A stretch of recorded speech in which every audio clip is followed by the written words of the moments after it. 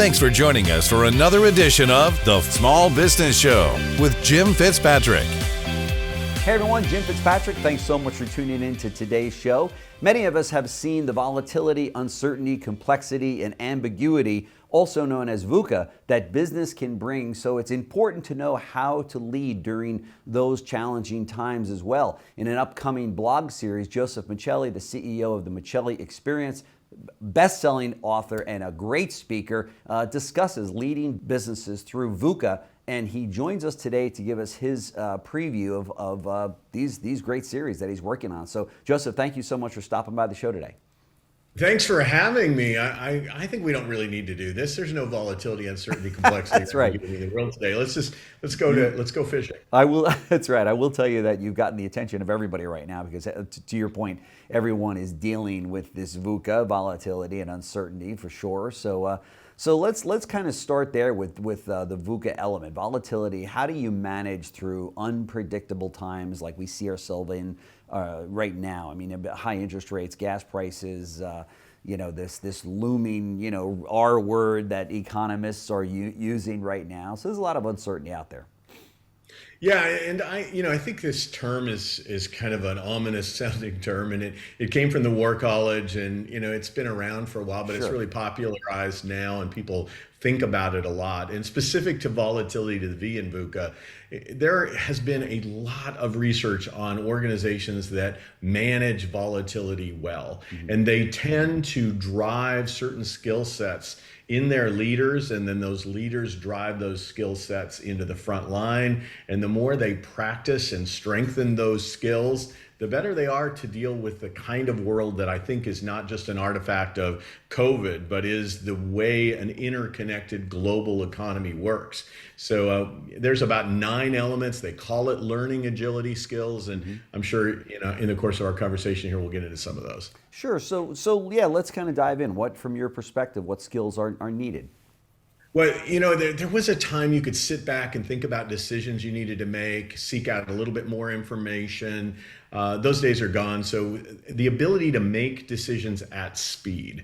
Now, this is a tricky dance, right? You have to have enough information to make a viable decision. You can't wait in the world that we live in today to have an ideal data set to make the perfect decision. And you see some decision paralysis in leaders, teaching them when to go and learning when you went too fast. I mean, it's an art. So speed is clearly it. Flexibility, we have this, we've used the word pivot. Let's pivot throughout the pandemic. But truly, pivoting is a cognitive set learning approach. So we develop cognitive sets to approach things we've seen before. That saves us some of the consideration that we have to do. So we develop a certain way of looking at something. And then the question is, how quickly can you move off of your set if the data isn't showing that that's working? How do you break the paradigm when you have early data that the situation isn't like the last one you faced? So that flexibility element is clearly there. And I'll get into one more, which is just experimenting. Organizations today aren't looking for the perfect decision. They are looking for a viable decision that they can iterate on. So agile design techniques, the ability to test and learn the things you're doing instead of just lock in on an expensive approach. It's really the evolution of leadership skills. Talk to us about scenario planning with uncertainty. All right, so when you get into the world of uncertainty, the U in V.U.C.A, the realization is that we need to not only forecast what's going to happen. So forecasting is an objective, empirical study of what are the numbers saying about how things are going, and let's predict based on volume what we're going to do. Fairly objective. Scenario planning is a subjective concentration of what are the most likely factors we're going to be affecting in the whatever time period you set up. Let's say 6 months, year, 5 years. Increasingly, I think it's probably 6 months to a year and less of the long-term scenario planning. But in the next 6 months to a year, what are the most likely factors that are going to affect your business? And you need to consider factors that are going to be influenced by the pestle model, right? Political, economic, social, technological, environmental, and legal factors. What are those things, the social, economic, technological, environmental issues, that are likely to either propel your business forward or trip you up. And let's say we identify two. And for the sake of ease, inflation and supply chain. Once we've decided inflation and supply chain are issues for us, now the question is, at what degree? If inflation increases, what then? Right. If inflation stays the same, what then? If inflation improves, what then? And now we've got this 2x3 table, if you will. We've got 3 levels of inflation. We've got 3 levels of supply chain. If it improves, gets worse, stays the same. And now we're bringing in team members from across our organization, and we're saying, hey, I don't want to just look at this from this, from an executive's perspective or from a leader's perspective. I want the front line to give me their insights on this as well. And then we create likely impacts, and then what we will do as the data shows us that it is increasing or staying the same or going down. Sure. What are our courses of action we will anticipate, and what levers will we pull if we start to see one of these scenarios coming into focus? And in terms of complexity, can you share ways to reduce complexity? Oh my gosh, there are different kinds of complexity in business. We act like complexity is complexity, right? Sometimes the complexity is structural. We have created a business that, by the way we've designed it, is complex. Yeah. So that's a very controllable form of complexity. We have to go out and look at how do we remove some of the ways our businesses have evolved to become increasingly complex. And so some of the ways we can do that is if we can find the right automation, and we can use that automation to reduce a lot of the mind-numbing repetitive action. That can decrease complexity. Sure. There are other kinds of complexity, like if you're chasing new innovation, that is just a chaotic world of complexity as you're trying to identify what are the likely things that are going to catch, and then how do we standardize our operations around that new innovative disruptive stuff. That complexity some people want to stay away from because they shouldn't be on the cutting edge of innovation. They should be the fast followers. If you are on the cutting edge of innovation, you love that complexity. It is that complexity that fuels your creative energy. And then there's socio-political complexity, which we don't control. And other than hiring your lobbyists or trying to find ways to influence the political process, this is a place where a lot of people get lost and spend a lot of time thinking about, when they should really be taking care of how do we make sure our business has standardization of operations. How do we make sure we modularize or eliminate things that are really not adding value? Those are the things we should be managing. And right now, through since COVID and more people working remotely, has that added to the complexity, or has it helped eliminate it? Well, it's added to complexity. At first, we just had to do it. It was out of necessity, right? Sure. And necessity bears all kinds of things. Now, as we start to look at it more, we're really adding to the complexity. Now we've got data that says a 32-hour work week is increasing productivity. We've got legislation out there suggesting that we're going to incentivize companies that go to 32-hour work weeks. There's so much that's always happening as we evolve in this post-COVID world. But I think for me, it's always less about how much there is. It's more about what can I do? How do I make sure that if I can modularize a component of my business so that if it fails, it doesn't take down the rest of the organization? How can I pop things in and out instead of making them so interconnected that a faulty operation in one place in my business is going to take down another one? Right, gotcha. And then tips for managing ambiguity. I mean, this is something that has been, a concern, obviously, of many business leaders. Yeah, so I have a couple. First off, the best thing you can do as a leader in a time of ambiguity is to set your clearest course of action and really talk about how you are trying to move forward. Yes, we're not always clear about what's happening. We don't know always if the data is legit or not. And we saw it a lot early in COVID when, one day you'd hear one thing about the virus, the next day you'd hear the complete opposite. You'd have, various sources of true north or truth. It really is to get comfortable with what I call bad, act on the bad, which is best available data. You got to select a strategy. And so if you're going to select that strategy, do it when you have sufficient information to move forward. It may not be perfect information. It's hard to find a single source of truth today.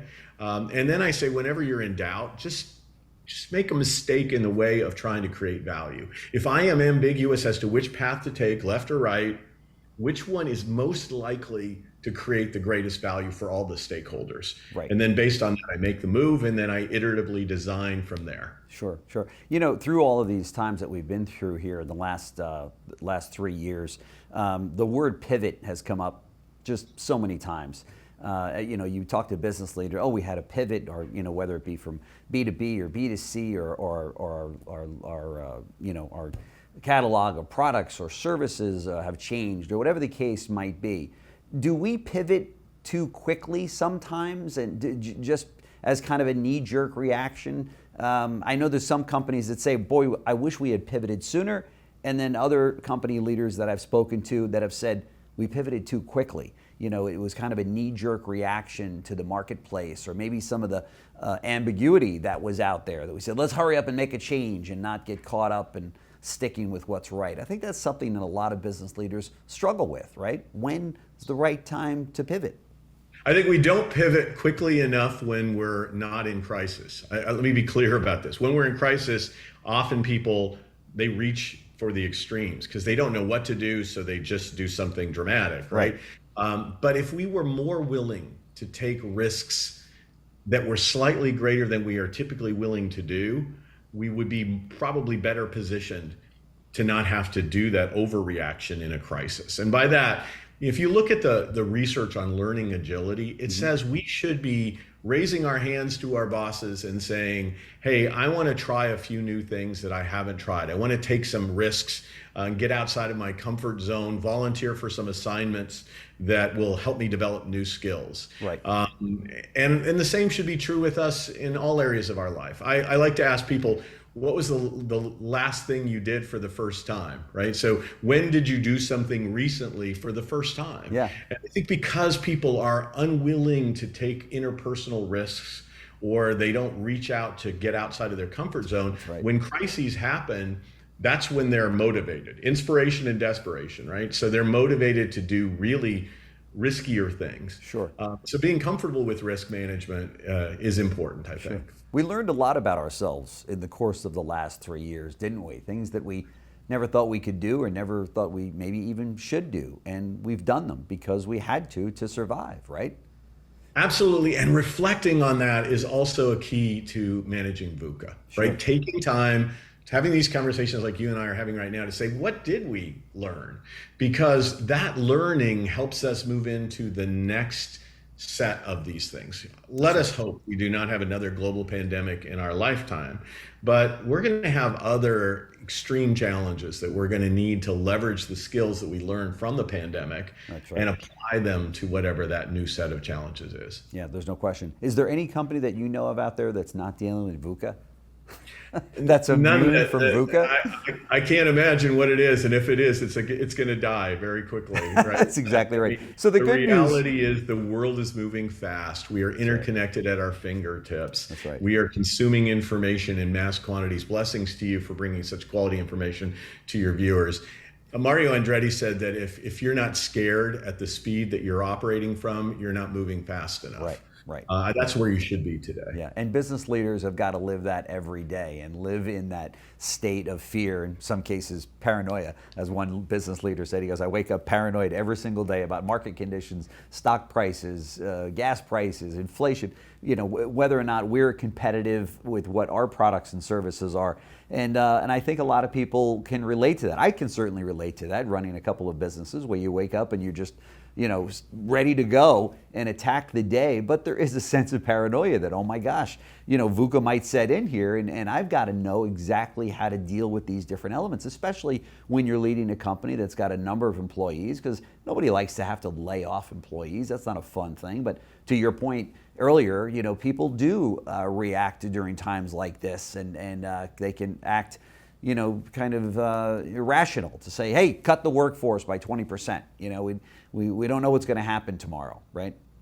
And Jim, to your point, I think we should be anxious about what's coming, and we should scenario plan, and we should do our best to anticipate this to the greatest degree possible. But we should also be teaching ourselves and our team members how to develop learning agility, because what we know is that those organizations who have the greatest number of highly learning, agile individuals in them produce 25% higher profit margins than companies that don't.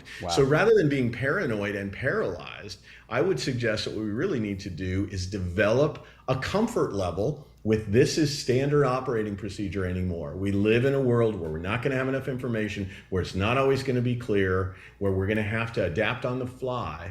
And the people who develop the skills who do that well will succeed against those who become paralyzed. That's right. That's right. You are a New York Times best-selling author and have written so many great books. We're showing them on the screen right now. Talk to us. You got to be working on a book, right? You're always working I'm on heading a book. to Australia. I'm working with a telecommunications technology company in Australia. We're going to write a book that's largely to the Australian market, but I think the rest of the world should really pay attention.